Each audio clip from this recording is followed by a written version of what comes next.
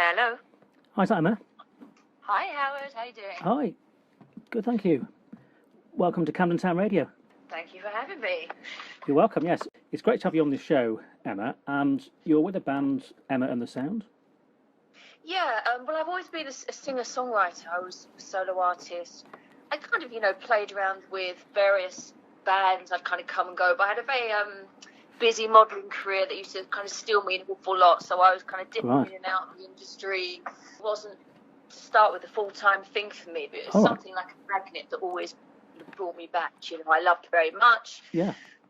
I'd write a song and I'd have various musicians I'd work with, so it wasn't always such a solid final band as what I've got now. All right. But I think in time, and you kind of earn. I mean, they're fantastic. The guys in my band, they really are exceptional musicians. And do you want to introduce briefly your band members? Yeah, that's Mike on drums, and then there's Jules bass, and Don on guitar. So Don came in 2017. Yeah. I threw an audition for a guitarist, and he just blew me away. The first audition, I was like, "Oh my, that's it! You're the one." And then Jules came along in 2018, and then all of a sudden it just kind of fitted like a band's like a good marriage. Do you know what I mean? Yeah. And when everyone's on the same page, and I'm finding that we're in rehearsals, and I'm not having to say so much on direction because we're all in the same creative space. Yes. It's like, oh, love that, great, So we just get on really, really well, and I feel that these guys are the guys that have just created the sound that I've been looking for with the songs that I write. But you said you've got a single out coming out now, or coming out soon, or? It's out now, called Bedtime Stories. It's a bit of a kind of a cheeky number, a lot of fun. It's written about an ex-boyfriend of mine, but then it started about him, but then it kind of progressed in just to a fun little kind of story about being mad about someone, absolutely mad about someone, and that's love is my drug, and that person is just your everything in every way. That makes sense. Yes, and I wrote it not too serious either. You can hear from the lyrics, it's kind of funny. All right, so a bit tongue in cheek. Yeah, I think you can't be too serious sometimes on these subjects. Right. Yeah, that makes sense. And I believe you are the main songwriter in the band. Is that right? I am. Yes. So I write the songs, the structure, the lyrics, kind of the melody, the basic skeleton. Yes. And then what I do is I always do just at home, I've got a setup where I do an acoustic version. Oh, because I always find that until you actually hear yourself singing a song back to yourself, then you think, oh, hang on a minute, I'm going to change that bit, because it starts to sound different. Yes. And also, if a song is any good, it should sound good and a bit of a winner when it's just bare. Yeah. Before the production comes on. So I always feel that when you've got a winner song when you hear it so stripped back. Yes. And it moves you or does something for you. So I start like that. Then I take it to the lads. Yeah. Then we wrap the music around, and as a team we go through the parts and the sounds and the riffs, and then it really comes alive, and it gets exciting. So that's kind of the order of how I do things with my songwriting. Yeah, no, that makes sense. So do you say that you kind of sing ideas into a recorder first rather than put the lyrics down first, or? Do you know, it can be a bit of both. Right. I even weirdly dream songs. Right. I do this an awful lot. Right. I know it's really strange. Yeah. It's that kind of space where you're about to wake up, and it can be 1 or 2, 3 lines. Yes. With words, or it can just be a melody, and then I'm aware in my mind that I'm kind of dreaming, just coming out of a dream, and I'm like, wake up, and there's a dictaphone next to my bed, and I have seconds to get it down, and I do. And they're some of my best songs, weirdly enough. Oh, right. That's interesting. I have no idea why that's always happened, but it sounds a good way if you can compose at night whilst you're asleep and then wake up. It's an unusual one, I guess, isn't it? Very efficient. There's sometimes I just, there's no set pattern really. It's when I get kind of a feeling, an emotion that comes over me. Yes. I wouldn't say I'm a writer who says, right, I'm going to sit down on Tuesday and write a song at 4 p.m. Yes. For me, something really has to provoke and move me, and so that's how I've always written my best stuff, really. Yeah, no, it makes sense. Well, it sounds like... Probably yeah. at my lowest times, like many writers, it's not an unusual story. Yes. I write my best stuff, my best work. Yes, well, it's good if they can come through that organic process rather than have to be, as you say, a booked session to say, right, I'm going to write 6 songs that day, another 2 songs. If you can do it organically as a natural process, that gives a more genuineness to the finished product. Yeah, I think so, because it's a real genuine feeling, how I'm feeling, what I'm going through in my life. And, I'm very transparent in my music, more in my real life, actually. It kind of exposes my soul a bit more, and torments and loves and cheekiness and, different facets. And I'm very happy and confident to share all of that and those moments. I think it's very cathartic as well to write a song about something you're going through. I'm doing that now. I had a loss earlier in the year, and I'm writing a song, but I've chosen to write it very kind of documentary style. So it's not something I could write in a week. Yeah. Because this is a journey. It's a journey, and it's about grief. And so it's been like a diary format. Yes. And then I have got literally folders and notes and dictaphones of lyrics and feelings. I want to make it really genuine and reach out to people who go through all of this. We're all human beings, and life has its ups and downs. So I've just got the kind of final structure this week that I'm happy with, and I've now got to go through about 1,000 pages of lyrics and emotions and put it all together like a jigsaw. So that's what I'm working on at the moment. Yeah, really important song, and I think it's going to be very interesting. Yes. And most definitely very raw and very real. I mean, it sounds like from there you could get more than one song out of all that.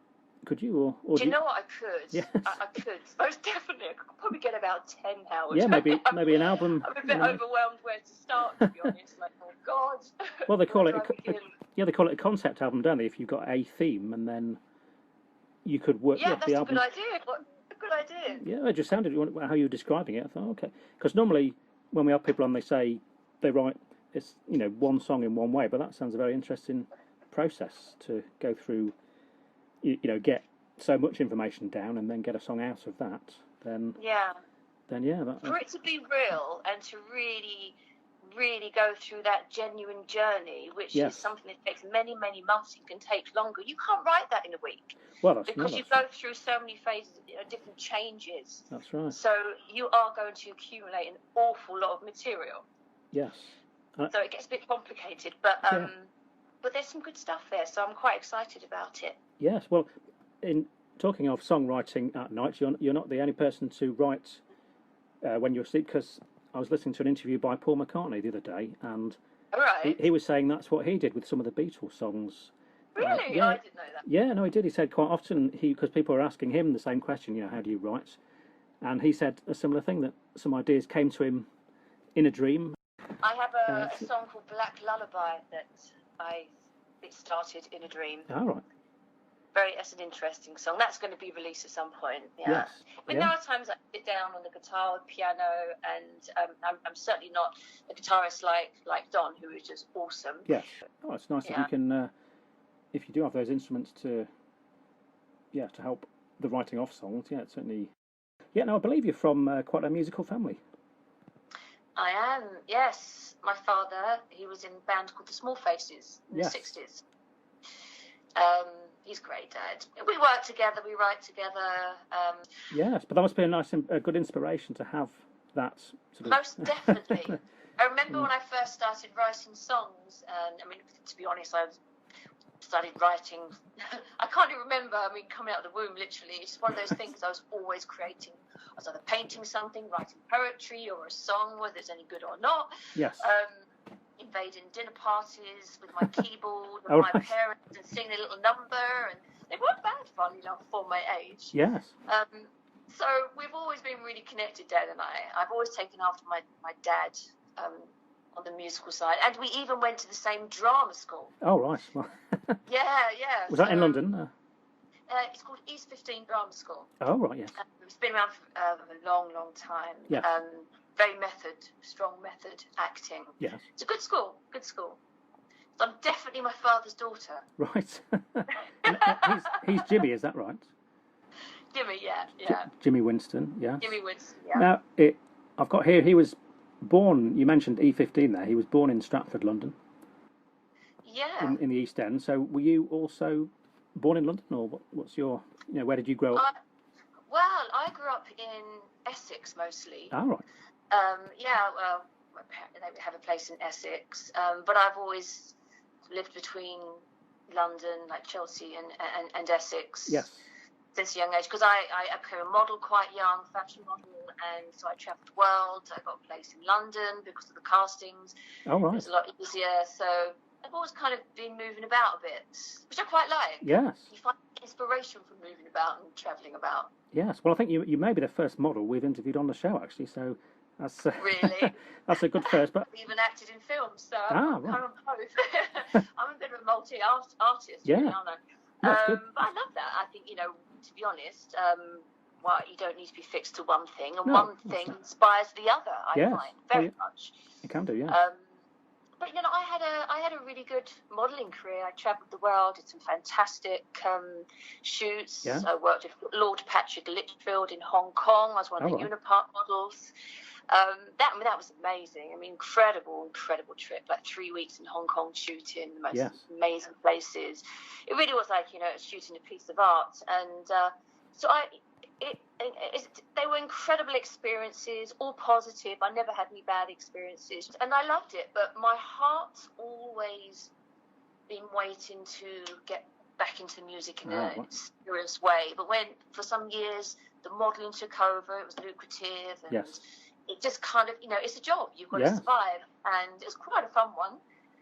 But in the end, I'm like, do you know what? I just really want to focus on my art, my music, and so that's what I'm really doing now, more than the modelling. Yes, that was sort of it felt like a calling eventually. Very much. It's always been there. I always knew that it was just going to niggle at me. Sometimes you have to sacrifice things in life to really focus on one thing, and that's what I'm doing now. I just love what I'm doing. So okay, that's great. Well, do you want to give us an indication of your future plans with the band? We have a single out called Bedtime Story. Yeah. We're doing a video. I'm just organising at the moment. We're shooting a video for that track, and as I said, I'm talking to quite a major label. Yeah. So I'm knuckling down with finishing the song I mentioned to you and some other new material which they've requested. So that's a real priority for me at the moment. Yes. Which is good. So I'm looking forward to writing everybody there. Yes. Well, I remind listeners they can catch one of your tracks on our website. I can put the link below. And what's the best website for people to find out about the band? Well, you've got various. You've got the SoundCloud, Instagram. That's Emma and the Sound Official. That's always super up to date with everything from what's going in their life to the releases, just to kind of everything. Yeah. Then is emmaandthesound.com. Facebook, Emma and the Sound. So basically everything Emma and the Sound on all the social platforms. You'll find us. So anything that's going on with us will be updated there. Now, in terms of your experience in Camden Town, have you gigged at other venues, or if not, what's your experience of Camden Town? And do you often visit there? Or? I don't visit there very often. I have in the past. Yes. But do you remember about Balcony TV? I recorded for them in Camden on the balcony. Right. Okay. Did a live acoustic for Balcony TV there. Right. So and that was great fun. I'd like to go back and do some more stuff for them actually with the lads. Yes. Yes. Well, there's a few other venues you could. I mean, I think the Dublin Castle would be a great one to play at. Yeah. I'm just talking to some promoters at the moment. They're asking what venues we want to do and gigs. Yes. So we're going to book some more stuff in for the new year, and that may well be on the cards. Yeah. It comes to mind because they have a lot of up and coming bands on there, but they also have a great history of, well, I'm sure you know, with the likes of the band Madness and so on. So that'll kind of fit in with your band and background with having with your family. I worked with Suggs, funny enough. Oh, right, okay, so. Yeah, a link? modelling. Did you? Was How booked, did that come about? I was in his music video. I was booked as a model to play Emma Pill in a PVC catsuit with a zip down the front, playing the guitar. Oh, right. Right. He's such a top guy. Really, really nice guy. So much fun. It was the soundtrack to the Avengers movie. Do you remember the Avengers movie? Oh, right, yes. And they did the soundtrack. Yeah. Yes. How did that come about? Did you get a call out of the blue for that? Actually, I think it was just Suggs. No, I think it was just Suggs, not Madness. Mm. I was booked through my model agency. Oh, right. Went for an audition for it. They booked me. There's 3 of us playing Emma Pills. We were kind of like the Brian Ferry girls, but dressed as Emma Pill, standing behind Suggs playing the guitars. It was quite sexy. Oh, right. But I remember it was so hot, and I'm in like this PVC catsuit. Oh, gosh. I'm like, oh my God, under those big studio lights. Great day though, really good day. But he's a top guy. I really liked him. Oh, right. Oh, that's good to hear. Yes. Well, it's nice to have that link. I mean, you must be a fan of the band Madness. Oh yeah, I mean they're great, aren't they? They are, of course. Who isn't? Yes. And talking of bands that you might like or influences, who would you say, as an artist and band, who are your main influences? Do you know, there's so many, and from different genres, and there's people that influence me that nothing like the sound that I do. Yes. But I'm loving Bishop Briggs right now. Do you know Bishop Briggs? Yes, I know. Brilliant. Yes. Absolutely love her. I think she's fantastic. Imagine Dragons, really like them. Yes. And I also love more urban singers and artists and rappers, and like I love A$AP Rocky. I met him once. Went to like a short film he did, and he's so talented. And he works with various artists, and because he has this kind of soundtrack edge to what he does, and I love that sense of drama and power. So yeah, I love him. I came across amazing track called Dope Man by Vine Staples and Josie Fats and Kilo Kish. Not sure if I said that right. Just the other day, it was on a American TV show with Gangster. Yes. And I'm like, oh my God, so I've got my Shazam out. So what is that song? It's just fantastic, you know. So it's a real kind of eclectic thing. I love Zeppelin, old school, B.B. King. Freya Riding. There's quite a few different artists that I like. They're all very, very different to each other. But I love the fusion. I love Hans Zimmer because I'm massively into things that are soundtrack. And what I do it's very stylized, cinematic, acoustic rock is how I explain what I do. Yes. So for me, a bit of Hans Zimmer thrown in there, in the blender, the fusion of what we do. Yes. Definitely fits there. Yes, that makes sense. Yes. Now, with that in mind, and also the fact that you have done modelling and been involved in films, would you say that your performances with the band, will they go on to have, a lot of different, say, backgrounds on the stage setup and different costumes? Is that sort of the approach you're looking to do with the band? Yeah, definitely. I love a sense of theatre and drama. Yes. A bit of performance. I mean, when you're playing on small stages, small venues, there's only so much you can do and go. Yes. Go to the left, you might trip over the microphone, But the bigger stages, definitely for sure, are the most fun when you can move about. I'm a bit of a drama queen, really. Right. And I love to play out that song, the character of that song, and really engage it, and hopefully the audience as well. Yes. And that seems to happen a lot. People do kind of get pulled into the story, and thankfully don't talk too much. We've had quite a good experience because, as you know, you can do gigs and everyone's talking. Yes. But there's a point where people stop, and that's really nice. And as an artist, that's what you want. Yeah. So. Well, I think you're right. The more you've got going on. We're quite happy about that. People stop talking. They're like, okay, and then they engage in the story and in the song and the journey and the performance. I think that's, the more you've got going on, the better on stage, because, you can capture the audience more. You're sounding a little bit, this artist may be an influencer. Would you say you're influenced by Kate Bush at all? Kate Bush is great. I can't tell you how many people say to me, you're like a current kind of Kate Bush. Oh. We don't sing the same, and the music isn't the same, but I do see the stage as like a bit of a canvas and an art form, and there's a bit of showmanship going on. We've got a couple of bits to do before we go. We usually do a little quiz at the end of an interview. It's a feature called Favourite 10, and all it involves is, in 1 minute, is answering 10 questions on favourite things. So, for example, it might be, what's your favourite sport? All right, are you ready to go with Favourite 10? I am ready to go. Okay, here we go. Firstly, favourite book? Broomy Poetry. Okay. Favourite place to go on holiday? Oh, Dorset. Okay. Favourite type of cuisine? Indian. If you have to either fly or take a boat, which would be the preference? Oh, total boating bird. Boat, for sure. Okay. You have to choose between hiking or cycling? Cycling. Okay. Favourite terrain, countryside or town? Both. I'm a 50-50 girl. Right. Favourite type of tree? Tree, willow. Okay. Favourite sport? Kayaking. Favourite type of flower? I like roses. And finally, if you're in a restaurant and you have to choose only one of either starter or dessert, which would it be? Dessert. Naughty. I'll go for the naughty one. Okay, that's great. That's a good note to finish on there. So, thanks, Emma. I think you've completed that in just less than 1 minute.